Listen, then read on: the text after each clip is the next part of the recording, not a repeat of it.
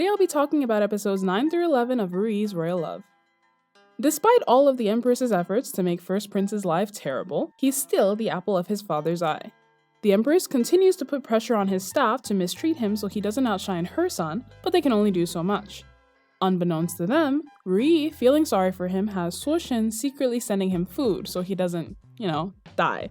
In the meantime, Hui Guifei gets the idea in her head that she would be the perfect mother for First Prince. After all, she's so sweet and motherly.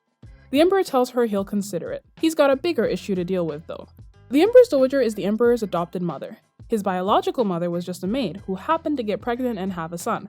The Empress Dowager adopted him as soon as he was born so he could be a respected prince and not the son of a maid. Even in death, his mother wasn't granted any titles.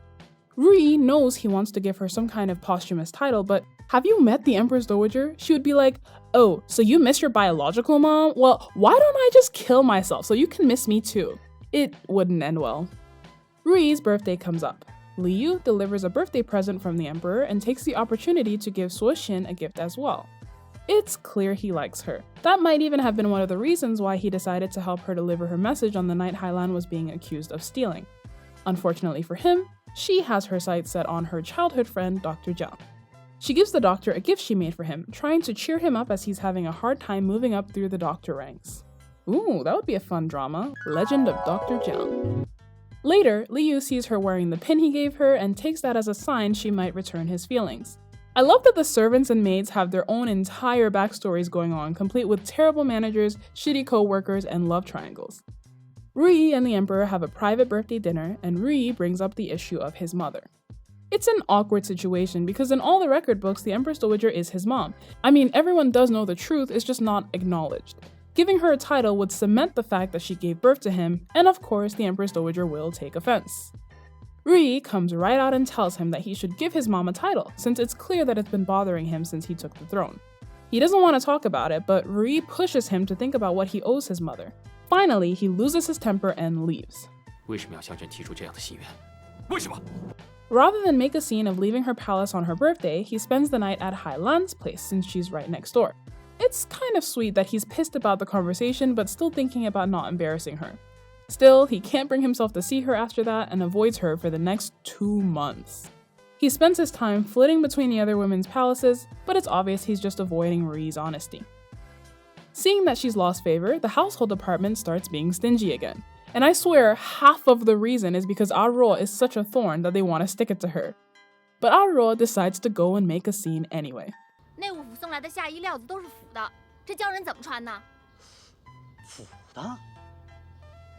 The head guy is having such a good time rubbing it in her face, and see, this is when some diplomacy would have done you some good. If they liked you, they might not have been so eager to neglect your palace. Suoshin goes to see Liu again and asks that he speak up for RuYi if and when he can. Liu finds an opportunity to very carefully mention that he has noticed how, in the palace, whenever someone is down, everyone takes the opportunity to step on them. The Emperor understands what he means and thinks to himself that he's punishing RuYi, but all she really did was say what he was thinking. They're not a normal couple. When they're fighting, every aspect of her life is affected. Under the guise of filial piety, he decides to make some changes. He confers titles to most of his father's deceased consorts and increases the wages of the ones who are still alive. By making it a blanket thing, he doesn't bring attention to the fact that his mother got the promotion he initially wanted to give her. The Empress Dowager does see through it, but is willing to let it go since it's not super obvious. You know what would have been nice? If we had had this conversation on RuYi's birthday. I guarantee you the two of you could have had this idea months ago. You could have just done it, we would have avoided all of this drama, but no, you had to make it a fight. Though he took her advice, the Emperor still doesn't visit RuYi. Instead, he goes to visit the royal school and check on his sons. Since Hui is still trying to adopt First Prince, she tags along. They find First Prince skinnier than ever, and Hui even finds that his arm is pretty badly hurt.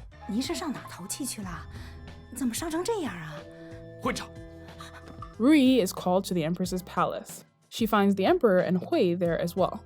The Emperor has decided that First Prince's servants are neglecting him because he doesn't have a mother, so he should be adopted. Though Hui has been pushing for this for months, he asks RuYi if she would be interested in adopting him. The Empress and Hui start to object, so the Emperor says that First Prince is old enough to make the decision on his own.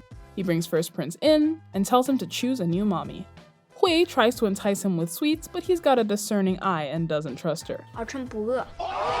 On the other hand, RuYi has been quietly taking care of him through Suoxin for quite a while. He walks over to RuYi. 先生呀， And just like that, RuYi gets a son. It's also a great way for the emperor to apologize for being so stubborn about his mother. Although an actual apology would still be nice. I complain about the arguing, but I actually love RuYi and the emperor's relationship. Of course they fight about stupid things, so do all couples. We're human. Humans get jealous over silly things, we remain obstinate even when we know we're wrong. It's all very believable to me. Really, if not for the fact that her entire livelihood depends on him, I could understand his little temper tantrums. But it is that fact that makes things difficult. I mean, it's not like you're just ignoring her. She and all of the servants in her palace will suffer until you decide to make up. I said before that this palace needs an HR department, but they could also do with a full-time couples therapist. Finally, First Prince is the sweetest child in the world. I don't know how anyone could stand to mistreat him. I'm so happy he's going to a good home, and it's really lucky that RuYi has been feeding him because if he had gone with his stomach, I don't know what life at Hui's palace would have been like for him. RuYi's palace is becoming like a haven for mistreated people, and I love it. Till next time, thanks for watching.